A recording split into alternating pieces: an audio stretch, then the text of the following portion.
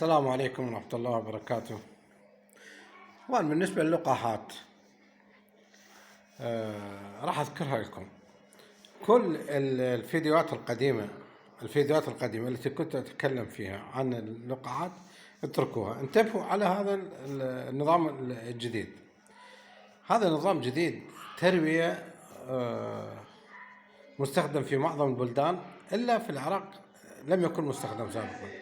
نظام يعتمد على الرطوبة، يعتمد على نظام الرطوبة. يعني حتى أنا شخصيا ما كنت أعرف فيه عن طريق الصدفة.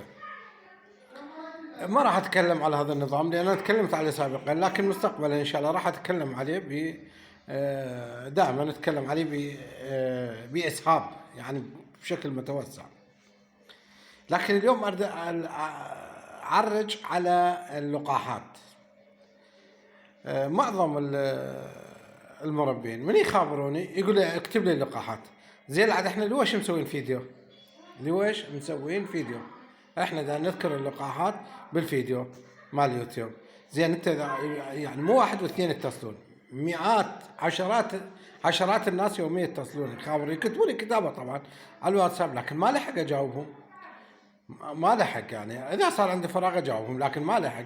احنا عندي اذكرها هنا باليوتيوب بالقناه. واغلب الناس طبعا، شوف اغلب المربين اغلبهم بالبدايه يجي يريد يتعلم كذا وكذا، يعني ويلح الحاح الى ان يتعلم. بعدين يفرض على نفسه فلسفة خاصة في التربية، فيبدي يخسر إلى أن بعد مرور فترة طويلة، سنة سنتين، يجي يجي خابرك والله أنا ما قدرت أحصلك وهاي كذا وكذا، أمور عدلة وأمور شوية دشت وخسرت. يعني معظم المربين قال ليش ما أدري. لا في أفكارك من تلزم دكتور طبيب أو تلزم مربي أو كذا، ابقى وياه يعني ابقى وياه. شوف شنو لازم عنده ابداعات. هذا المربي او الدكتور لازم عنده فد اسلوب جديد في التربيه يوميا، لان هو باحث. يعني هو باحث عن الاساليب الجديده في التربيه. يعني انا متاكد هسه نظام الرطوبه اذا اللي يشتغلون بها بالعراق هم بعدد الاصابع. احنا بدينا نشتغل بها هذه السنه بشكل موسع، لكن بعض الناس ما يقدرون يطبقون الرطوبه. لذلك احنا سوينا لزمه مرشات ورشوا بها. دعنا احنا بعيد عن الرطوبه، عن نظام التربيه. احنا عن نظام اللقاحات من اول يوم ضروري جدا جدا جدا. انا اتلقح قنبوره حقن جدا. اكو عندك امريكي وعندك فرنسي، وكيفك انت. اكو لقاح امريكي واكو لقاح فرنسي قنبوره. عندك اليوم الاول الثاني الثالث، تريد تلقح بالمفقس من اول يوم، خير على خير. بعض المفاقس ما يقبل، يقول لك انا ما ادخل لقاحات المفقس، اريد مفقس يبقى سليم بعيد عن الفيروسات، لان اللقاح عباره عن فيروس بس انفتح بالمفقس او بالحقن وين انتشر الفيروس. الفيروسات ميته واكو فيروسات حيه، يعني لقاحات تقطير بالعين حي، حقن ميت. لذلك يعني بعض المفاقس اللي ما يقبل تقدر ثالث يوم عندك بالبيت بالحقل او العنبر. لانه انا طبعا عندي متابعين من مصر وليبيا والجزائر والمغرب. لازم اذكر يعني بالمغرب الحقول يسمونها مزارع، بالمغرب العربي الجزائر والمغرب وتونس يسمونها مزارع، بليبيا ومصر يسمونها عنابر. زين متابعين هو عندي، يعني دا يخابروني يراسلوني على الماسنجر والواتساب، ويانا دا يمشون ما شاء الله خير من الله، امورهم عدله يعني احسن من عندنا. ليش؟ لان هناك هم ويا المغرب على المحيط الاطلسي يحيط بها، وبعدين من جهه علم الله الشمال يحيط بها البحر الابيض المتوسط. ليبيا والجزائر وتونس البحر الابيض المتوسط، يعني هم على البحار، دول ساحليه يسمونها دول ساحليه. زين، فتكون الرطوبه عندهم عاليه يعني. لكن مو خاصه دول المغرب العربي باستثناء تونس بلد صغير، بلد صغير. بقيه البلدان المغرب العربي كلها بلاد كبيره جدا، يعني ليبيا جدا شاسعه كبيره جدا. الجزائر ثاني اكبر دوله علم الله، او ثالث اكبر دوله، او اول دوله. يعني السعوديه، عندنا السعوديه والسودان والجزائر من اكبر الدول العربيه بالمساحه. المغرب ايضا مساحتها بحجم مساحه العراق او اكبر او اقل بقليل، ما ضابطها بالضبط، لكن مساحه كبيره. موريتانيا جدا مساحتها كبيره، عدد نفوسها جدا قليل، ما يصلون 5 مليون او 4 مليون موريتانيا. طبعا عندنا هنا بالقناه ايضا موريتانيا، انا احييهم باسمكم باسم العراقيين، احيي الموريتانيين والمغاربه والليبيين والجزائريين والتونسيين والمصريين. بس السودان ما عندنا. زين، هنا عندنا ويا القناه، بالقناه متابعيني ودا يراسلوني. نجي على اللقاح. اللقاحات في كل الوطن العربي والعراق هي لقاحات واحده، يعني نفس اللقاحات. افضل لقاح الان حاليا دا ينجح بهذه الاجواء. شوف، دا اذكر كلمه الاجواء، كلمه الاجواء مهمه جدا بالنسبه للقاحات، لانه هاي الفيروسات بعض مثلا تتكاثر في فصل الربيع، في فصل الصيف ماكو، يكون حار جدا، وفي فصل الشتاء ماكو لانه رطوبه قويه جدا ايضا ينتهي الفيروس. لكن تجد الفيروسات دائما تتمركز في فصل الربيع والخريف، لان الجو فيها معتدل متغير الليل يختلف عن النهار. وهذا بالذات في العراق، لان جو العراق متطرف يعني ما يما لا بحار، مو مثل دول العربيه الساحليه، لا بحار ولا بحيرات.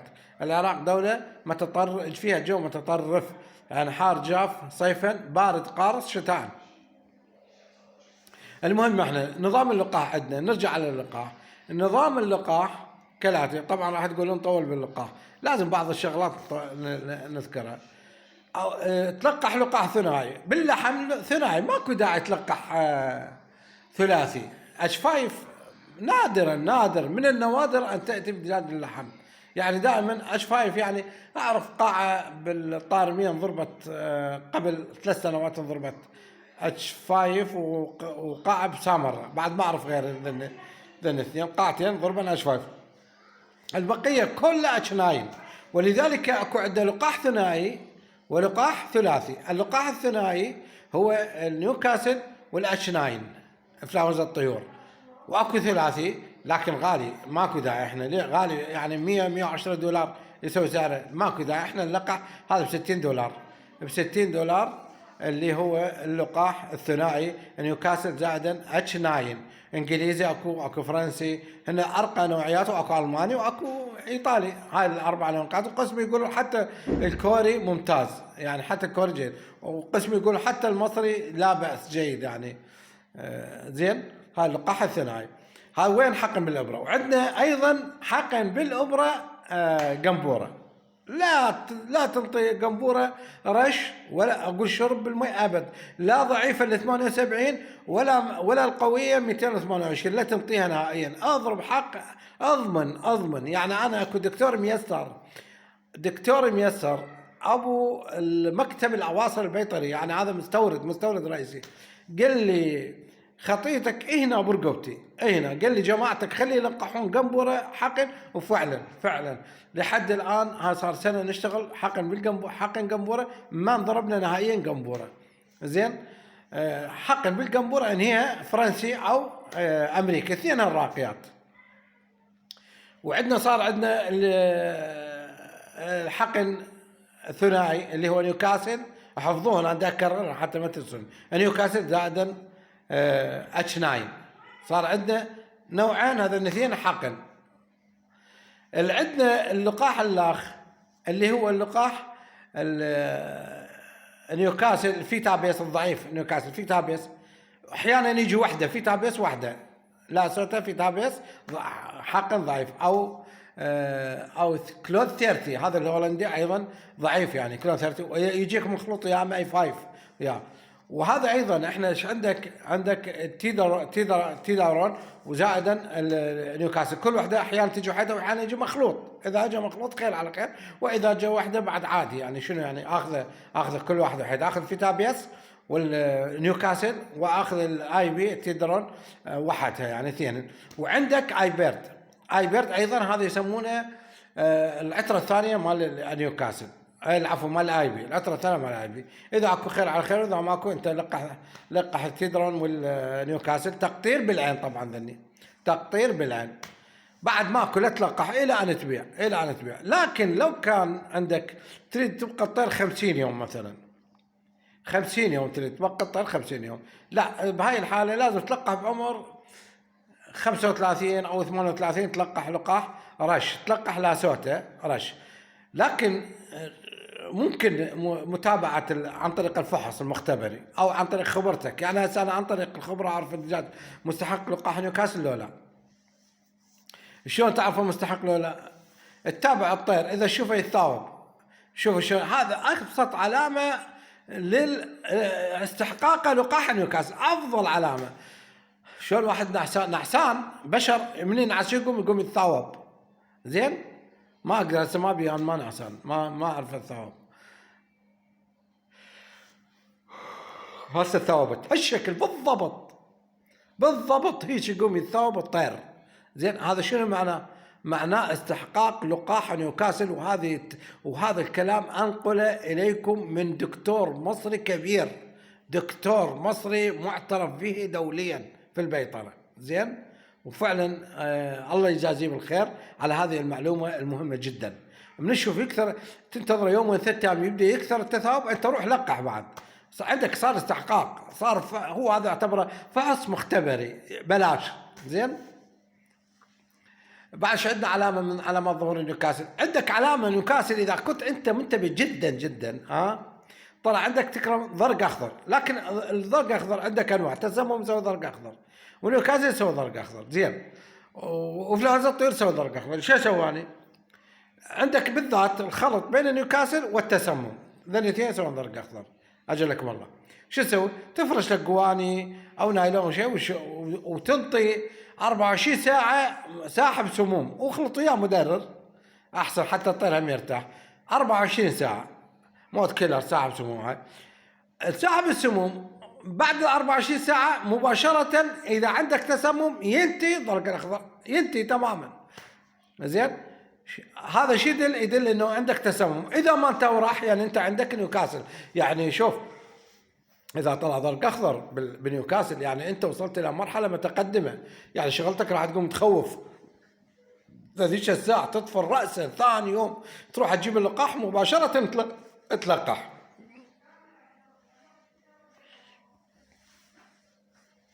بعد عندك علامات أخرى. طبعا احتمال ينتهي هذا الفيديو بسرعة، الوقت مالته وأنا ما أعرف فيه، فاحتمال ينقطع تلقائيا. زين وياي ماشيين. بعد شو عندك علامات نيوكاسل، وطبعا هو اهم شيء نيوكاسل بالدجاج. عندك علامات نيوكاسل، ورم بالعين يصير عندك عيون الدجاج. لكن الورم هم مو كل طير ورم راسه وقلنا عليه نيوكاسل، لا ورم اكو يصير عندك نتيجة. طبعا انا دا اقول لكم هواي انواع الامراض، لكن دا اقول لكم فيما يخص الدجاج اللحم يعني الأغلبية الغالبة. يعني دا أعطيك الشيء الغالب. يعني مثلا يورم الراس عندنا بطريقتين. نيوكاسل ما راح أقول لك بالكوليرا، لأن الكوليرا من عمر 30 وفوق يضرب الدجاج، ويضرب الدجاج البياض بعيد عن اللحم. يعني صح هو يضرب اللحم لكن بعيد عن اللحم، بعيد لا تفكر به الكوليرا. وعندك الكوريزا أيضا بعيد عن دجاج اللحم. تصيبك البياض بعمر 40 45 يوم، هي والكوليرا من عمر 100. يعني لذلك ما نفكر بين باللحم، احنا نفكر حيكون تؤدي الى ورم في العين، يعني الكوريزا والكوليرا. لكن هنا عندي حالتين يورم بها الراس، حالتين يورم. هي احتقان الامونيا، غاز الامونيا تسوي لي ورم بالراس بالعين، يعني وراسي يورم ويقوم الطير ما يشوف. وعندي نيوكاسل ايضا. فايش صار عندي؟ شلون اميز بين نيوكاسل وبين بعد طبعا ما صار عندي هلاكات، ما وصلت الى مرحله الهلاكات. شلون راح اميز بين نيوكاسل وبين التهويه؟ بسيطه جدا. نيوكاسل ورم العين مالته ورم الراس، احمر الراس، ويصير وايضا هاي شو ماروا على عرف الدش بعدين متاخر يصير عندي. زين لكن ورم العين ورم الوجه شويه من يعني الوجه، وجه الطير بنيوكاسل مو وحده، يكون مصحوب يقوم اجلكم الله يرهول يعني يذبس من حلقه، لكن قليل انتبه عليه جيدا. هذا وين في حالة نيوكاسل؟ بنقص التهويه لا، بس ورم عنده مستحيل يقع بالحلقه شيء. لا صح، ما يشوف ياكل ويجوع يضرب الجوع، لكن من حلقه ما يقع كل شيء. اطلع عبر بهاي الحاله ايش راح تنطي؟ اذا شفت انه هذا مو نيوكاسل، هذا ورم راس طبيعي يعني ما نقص تهويه، تزيد له التهويه، تتخذ اجراءات مثلا ترفع له درجه حراره، ترفع التهويه مالته، تزيد التهويه، وتنطيه مقشع لمده 3 ايام او 4 ايام. راح ينفتح عندك العيون، تتفتح عيون الطير ويصير كل شيء ما بيه. زين. لكن في نظام التدفئه الجديد، نظام التبريد الجديد، ما يصير عندك لا ورم راس ولا كخ ابد نهائيا ما يصير عندك، وحتى تهويه قليله وصرفيات غاز قليله وصرفيات وقود قليله، يعني كله هذا نظام فظيع. لا يصير عندك التهاب معاه، ما تصرف عندك ادويه، ما يصير عندك CRD حتى تصرف ادويه. ليش؟ لانه هذا نظام ملائم لتربيه الدواجن اللي كنا غابين عليه 30 سنه. كنا نروح نسال الطبيب البيطري نقول له ايش كثر نسبه الرطوبه؟ العلم هو الطبيب يقول لك ترى صاير عندك جفاف لان ما عندك رطوبه. يقول لك دكتور ايش قد دخل الرطوبه؟ يقول لك يعني 25 30، ما يقول لك 75 ابدا اطلاقا، ما سامع بها. هاي سمعت بها الا عن طريق الصدفه، يعني عن طريق الابحاث، عن طريق المربين القدامى. يعني مثلا شلون يعني واحد شفنا حقل مالته غرق صار عنده دجاج خرافي، الاخر الثاني المطر يخر فوقه صار عنده دجاج خرافي، واحد عنده حقل مال طين وعنده حقل مال ثرمستون ودرجه اولى، مال الطين يصير بيه لانه غرقان بالمي، وذاك ما يصير بيه دجاج، ما صار بيه دجاج. هذا حكى لي اياه بالتليفون، خابرني قال ايش قال هسه انا عرفت ليش يصير عندي دجاج بحقل الطين، هسه عرفت ماذا تعني الرطوبه. يعني شوف شلون. والاخ الثاني الاخ قال لي ابو سام هسه يجينا الشتاء وراح يصير عندنا دجاج خرافي. هذه الكلمه مال يصير يجينا الشتاء ما اخذتها اعتباطا. يعني ما قلت علي هذا المربي لا ما يفتهم شنو علاقه الشتاء بالصيف، لا هاي خطه رئيس مال. كل هاي المعلومات جمعتها اللي ذكرت لكم، جمعتها ورحت ابحث لقيت الحقول حتى يرشونها بالماء بالصندة، لازم ما يوصلوا لقيت حقول يرشوها بالماء بالصندة حتى يسوي رطوبه داخل الحقل، وعندهم دجاج فظيع. لقيت هذا الدجاج التركي وسخ. ليش؟ لان مقعين الحقل مالته. يصير عندك كوكسيديا كان يجفلكم بالكوكسيديا، لا تجفل من الكوكسيديا ابد ما تجفل. علاجها ارخص علاج واسهل علاج الكوكسيديا، وقايه 3 ايام خلاص. انفيسيلين وكوكسيديا او كوكسيديا واحده، هو اسمه علاج الكوكسيديا، اسمه انواع العلاجات. اكو علاج كوكسيديا مده اسبوع يحمي لك الطير، اكو تنطي بطل لمده اسبوع يحمي لك الطير، وتريد تعالج 3 ايام 4 والسلام عليكم وانتهت مشكله الكوكسيديا. لا تخاف منها، لا تحطها ببالك، لا تحطها. فالشغله سخيفه ما له شيء يذكر، يعني شغله تتعالج مال الكوكسيديا. زين. انت حط بالك يم المصيبه، يم الفيروسات. والCRD هذا CRD ياكل القاعه، يخربها يدمرها القاعه، يبدا هلاكات ما تنقطع للاخير اذا عندك جفاف. زين. هذا التهاب الامعاء مصيبه ياخذ عندك هلاكات، كله يموت على البطن بين التسمم لبين ما تعرف ايش بيه، تنطي علاج ما يشتغل، لا CRD ولا التهاب الامعاء. هاي كخه تشلب، تسوي لك نقص بالوزن، يعني تصير حاله نفسيه بالمربي، الكخه يعني. هي طبعا ما تسوي شيء، هي مجرد حساسيه، ويعتقدون انه هي هذه الكخه هي راح اسوي CRD، وصار عندك CRD ومتعدل المرحله ومليوصه ان شاء الله عندك. زين. لذلك اشتغل على نظام الرطوبه، لا تخاف. انت خاف من تخلي الرطوبه قليله جدا. اشتغل اشتغل رش القاعه مالتك، لا تخاف. عطل كوكسيديا تعالج، لا تخاف. شنو الكوكسيديا؟ ما تخوف. إذا عندنا معلومات أخرى إن شاء الله في كم يوم أسوي لكم فيديو جديد. إلى هنا ننهي هذا الفيديو. السلام عليكم ورحمة الله وبركاته. هذه معلومات عامة اللي يريد يتعلم، لأنه هواي ناس دا يخابرون يقولوا والله شوية تأخرت علينا بالفيديو الجديد. هذا الفيديو الجديد تكلمت فيه على اللقاحات، واللقاحات أول يوم خلاص، يعني هن مثل ما كتبت لكم. زين.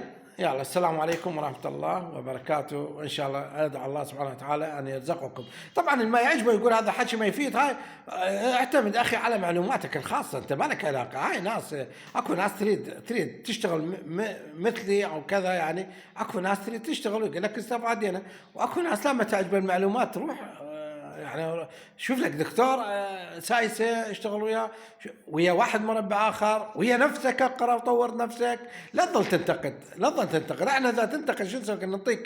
نعطيك هذا ايش يسمونه حظر، والسلام عليكم، روح لابو زعبل.